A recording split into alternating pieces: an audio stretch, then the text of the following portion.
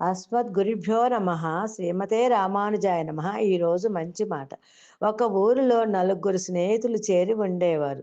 సమాన లక్షణాలున్న వారందరూ ఒకే చోట చేరటం సహజం. ఆ నలుగురు ధనం సంపాదిద్దామనే ఆశయంతో విశాల ప్రపంచంలోకి బయలుదేరారు. ఊరి వదిలి కృష్ణానది గట్టు మీద ప్రయాణం సాగించారు. కొంత దూరం ప్రయాణం చేసిన తర్వాత ఒక చోట జడలు కట్టుకుపోయిన జుట్టుతో ఒక సన్యాసి వీరి కంటపడ్డాడు.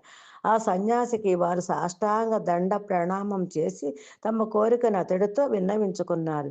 యోగశక్తితో తమకు సహకరించమని వేడుకొన్నాడు. ఆ సన్యాసి వారికి ఒక జ్యోతినిచ్చి, ఈ జ్యోతిని మీ చేతుల్లో పెట్టుకొని మీరు హిమాలయ పర్వతాల వైపుకు బయలుదేరి వెళ్ళండి. చేతిలో జ్యోతి ఎక్కడ అడిగితే అక్కడ భూమిని తవ్వండి, మీకు కావలసినంత ధనం లభిస్తుందని చెప్పాడు. ఆ నలుగురు ఆ జ్యోతి పట్టుకొని హిమాలయ కొండల వైపు బయలుదేరారు. ఒకచోట ఆ జ్యోతిని చేతుల్లో నుంచుకొని పడిపోయింది. సన్యాసి వారికి చెప్పినట్టుగా అక్కడ భూమిని లోతుగా తవ్వారు. అది ఒక పెద్ద రాగి గని. ఆ నలుగురు ఒకడు తనకు కావాల్సింది తీసుకొని దాంతో తృప్తిపడి వెనుకకు మరలిపోయాడు. మిగిలిన ముగ్గురు జ్యోతిని పట్టుకుని యథాప్రకారంగా తిరిగి ప్రయాణం సాగించారు. మరొక చోట జ్యోతి జారి పడిపోయింది. అక్కడ తవ్వి చూశారు. అదో పెద్ద వెండి గని. ఆ ముగ్గురిలో ఒకడు ఆ వెండితో తృప్తి చెంది ఇంటికి వెళ్ళాడు. వెళ్ళిన ఇద్దరు ఇంకా ఉత్తమోత్తమైనది దొరుకుతుందేమని బయలుదేరి నడక ప్రారంభించారు. మూడోసారి జ్యోతి పడిపోయింది. వీరిద్దరూ శ్రమపడి తవ్వారు. అదో బంగారు గని.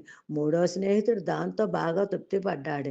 ఇంకా నాలుగో వాడు అత్యాశతో మళ్ళీ ప్రయాణం ప్రారంభించాడు. వజ్రాలు, రత్నాలు లభిస్తాయని ఆశించాడు. ప్రయాసతో బహుదూరం ప్రయాణించాడు.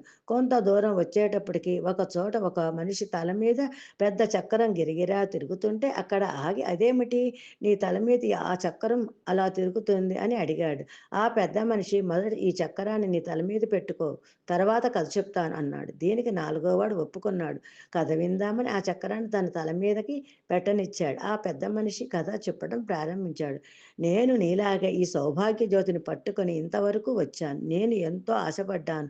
నేను దొరికిన రాగితో తృప్తి పడలేదు, దొరికిన వెండితో తృప్తి పడలేదు. నేను ఇక్కడ ఒక వ్యక్తిని చూశాను. ఈ చక్రం అతడి తల మీద గిరగిరా తిరుగుతుంది. నీలాగే నేను ఈ చక్రంలో తలదూర్చాను. ఇటువంటి తప్పు ఇంకొకడు చేసి నీకు విముక్తి కలిగించే వరకు ఈ చక్రాన్ని నీ తల మీద ఇలా తిరుగుతూనే ఉంటుందని చెప్పి వెళ్ళిపోయాడు.